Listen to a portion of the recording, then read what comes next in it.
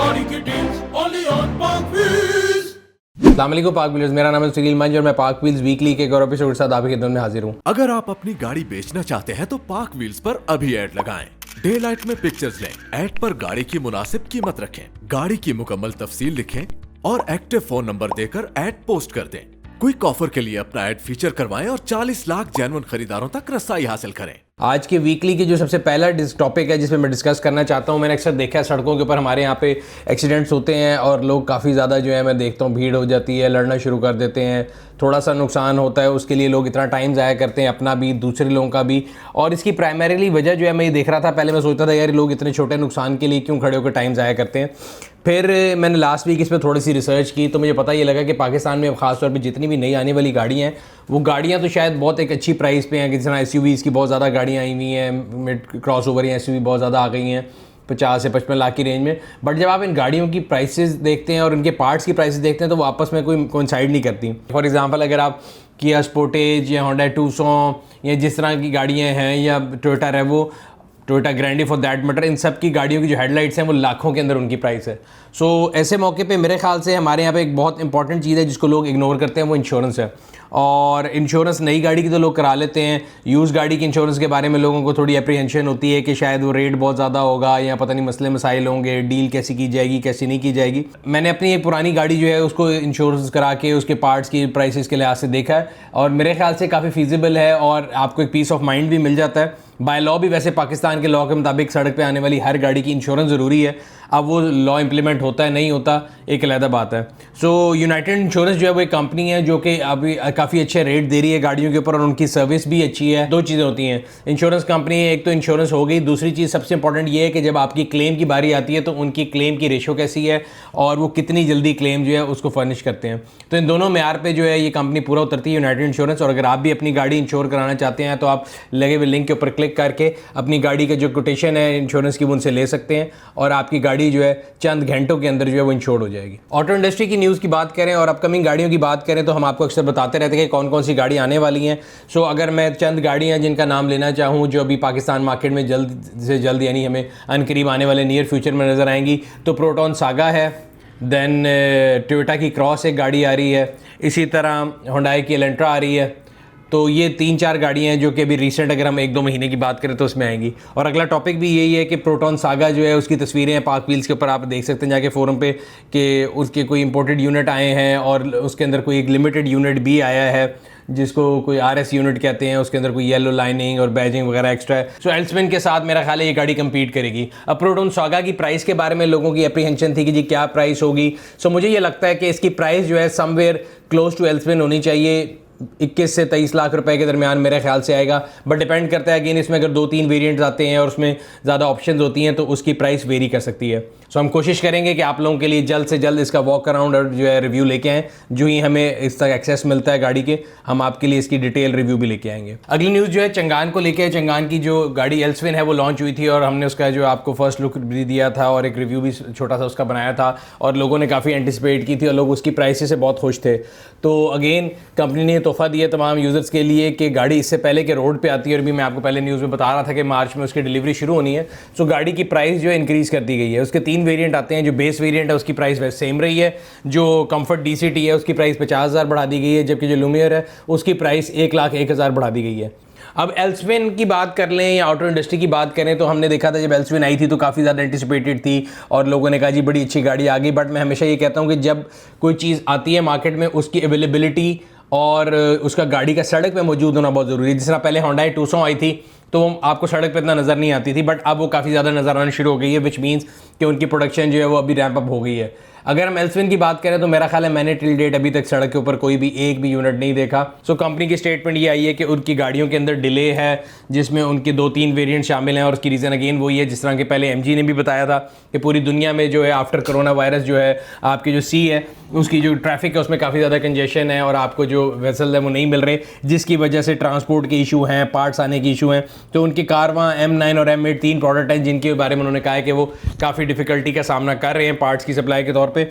साथ साथ उन्होंने ये कहा है कि वो एज एक्सपेक्टेड मार्च में डिलीवरी शुरू कर देंगे। अगली न्यूज़ से रिलेटेड है, आप सबको याद होगा कि होंडा की जब टूसॉन लॉन्च हुई थी तो एक दिन के अंदर अंदर उसकी प्राइस बहुत ज़्यादा बढ़ गई थी। इनफैक्ट कई लोगों का इतराज़ तो ये था कि उन्होंने पुरानी प्राइस पे गाड़ी बुक कराई और उनको नई प्राइस पे मिली। इसी रिलेशन में कंपटीशन कमीशन ऑफ पाकिस्तान ने जो है होंडा जो पाकिस्तान है निशात मोटर्स, उनको एक फ़ाइन किया है और उसके बारे में काफ़ी चहमगोइयाँ चल रही थी सोशल मीडिया के ऊपर भी। तो हमने CCP को कांटेक्ट करके उनसे उनका वर्डिक्ट भी लिया, जो कि उनका कहना है कि हाँ जी उन्होंने इस पर उनको फ़ाइन किया है। और फ़ाइन करने की रीज़न ये थी कि जो उन्होंने बेसिकली CCP के मुताबिक जो प्रैक्टिस की थी कि जो उन्होंने एक लिमिटेड टाइम के लिए इंट्रोडक्टरी प्राइस लगाई थी, उसका ना तो हमें यूनिट बताए गए थे कंज्यूमर को कितने यूनिट तक वो ऑफर वैलिड है, ना ये टाइम बताया गया था कि इंट्रोडक्टरी प्राइस का टाइम कहाँ है। सो मेरे ख्याल से ये एक देखा जाए तो कंज्यूमर के लिए तो बड़ी अच्छी बात है कि कंज्यूमर के राइट्स के लिए कोई ना कोई जो है काम कर रहा है। तो इसी के सिलसिले में उन्होंने होंडा निशात मोटर को एक शो कॉज इशू किया है। जब हमने होंडा निशात मोटर के रिप्रेजेंटेटिव से इस बारे में इंफॉर्मेशन ली तो या उनका इस बारे में क्या कहना है,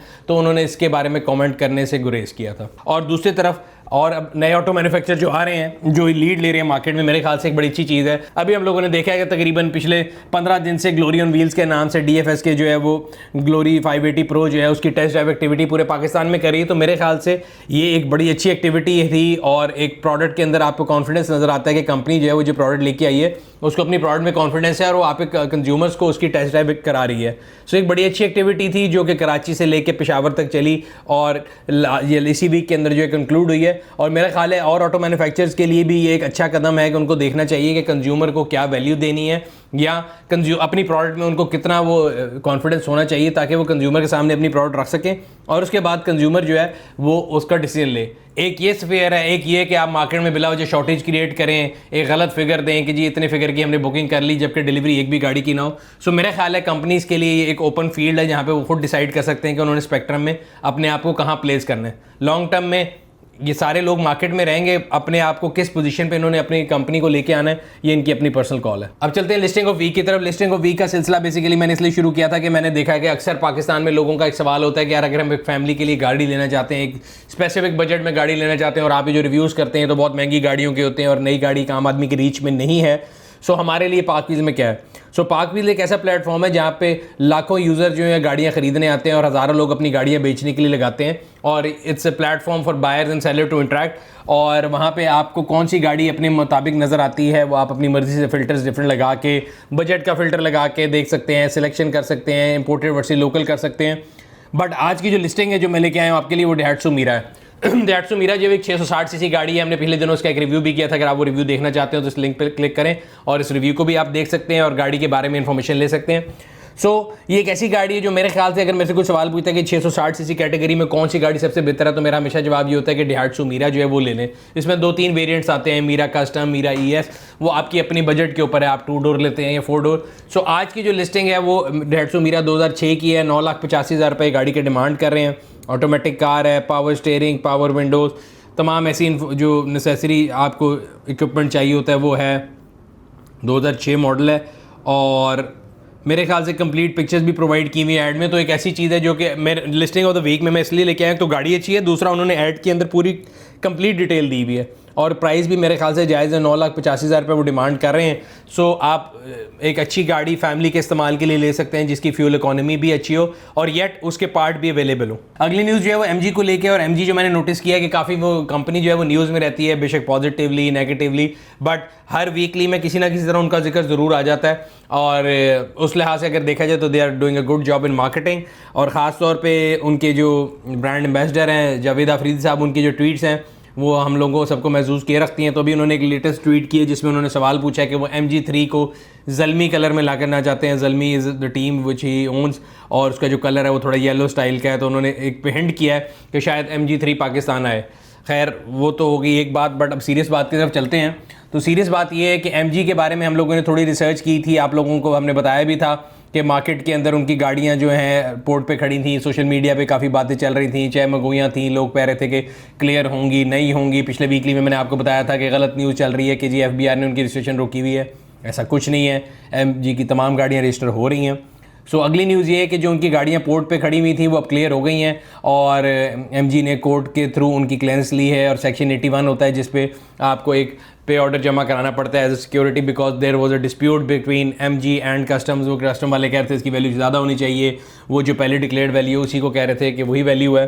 तो जो डिफरेंस के वजह से ड्यूटी का इंसिडेंस फ़र्क पड़ता है, उसकी सिक्योरिटी के तौर पर एक पे ऑर्डर ले लिया जाता है कंपनी से और फिर उनकी गाड़ियाँ क्लियर कर दी गई हैं।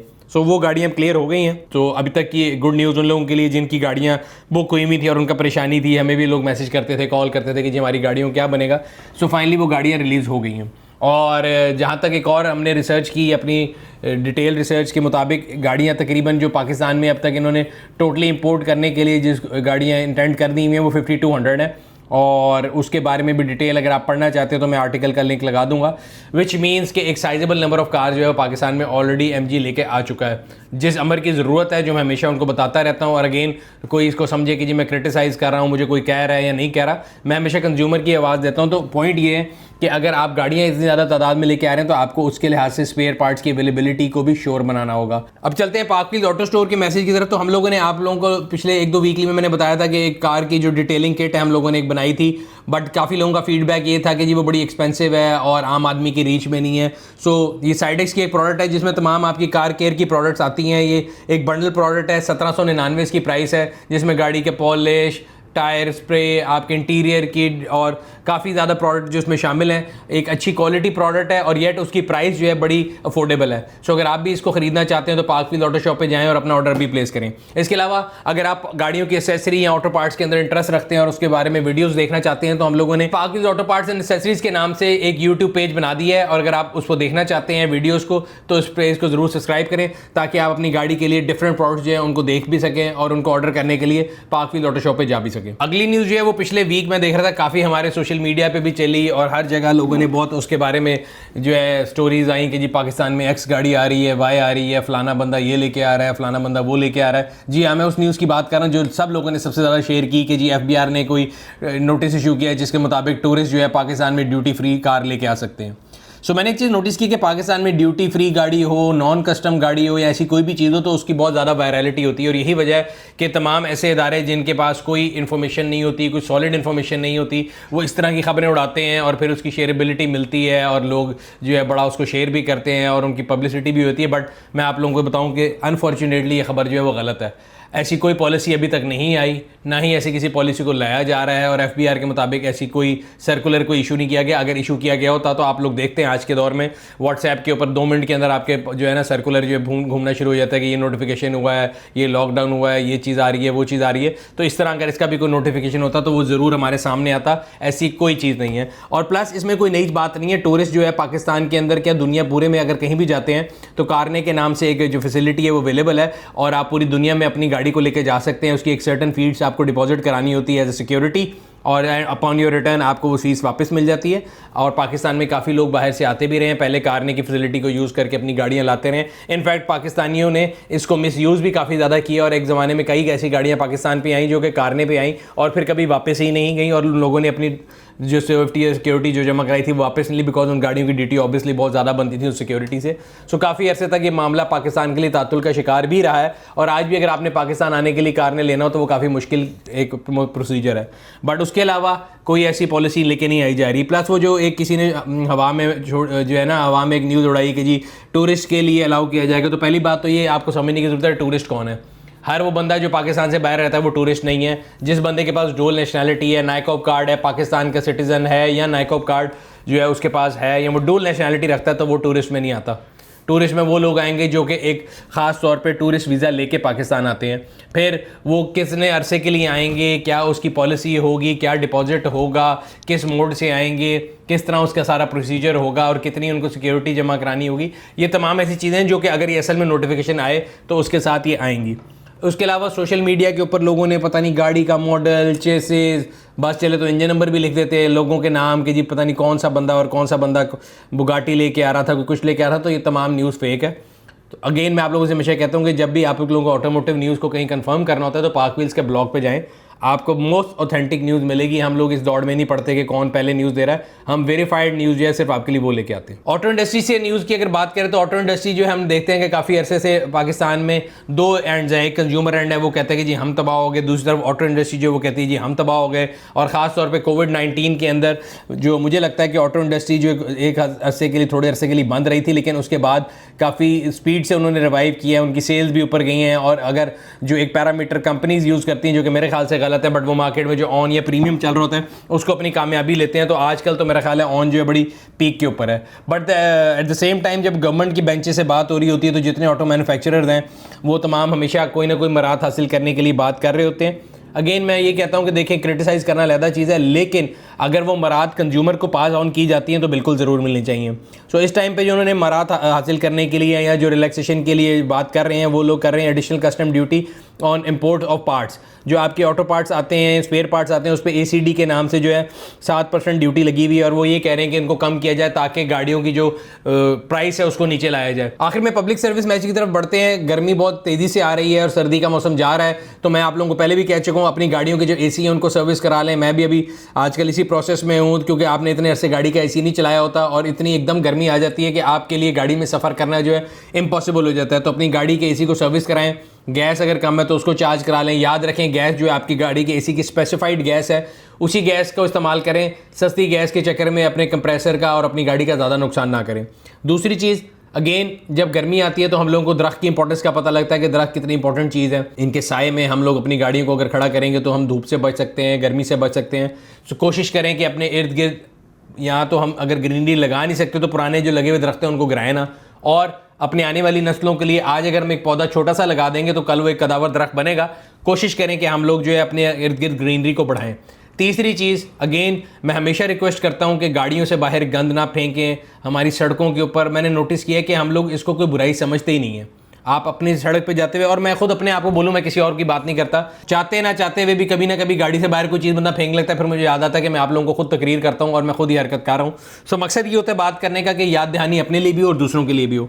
सो गाड़ी से बाहर कचरा मत फेंकें। गाड़ी के अंदर कोई एक वेस्ट बिन रख लें या एक लिफाफा रख लें या कोई चीज़ रख लें जिसमें आप गंद इकट्ठा करें और डस्टबिन के अंदर उसको फेंकें, ताकि आपका शहर, अपना हमारा मुल्क, हमारा सूबा, हमारी सिटी जो है वो साफ़ रहे और हमारे बच्चे, हमारे घर वाले और हमारे अपने जो हैं वो एक अच्छे एटमॉस्फेयर में सांस लें। ये था आज का वीकली। उम्मीद करते हैं आपको पसंद आया होगा। अगर अभी तक आपने हमारे YouTube चैनल को सब्सक्राइब नहीं किया, सब्सक्राइब करें, बेल आइकॉन पर क्लिक करें ताकि आपको आने वाली वीडियो के बारे में नोटिफिकेशन मिलता रहे। आपसे अगले हफ्ते फिर मुलाकात होगी, तब तक अपना और अपने गिरदोनवा के लोगों का ख्याल रखिएगा। शुक्रिया।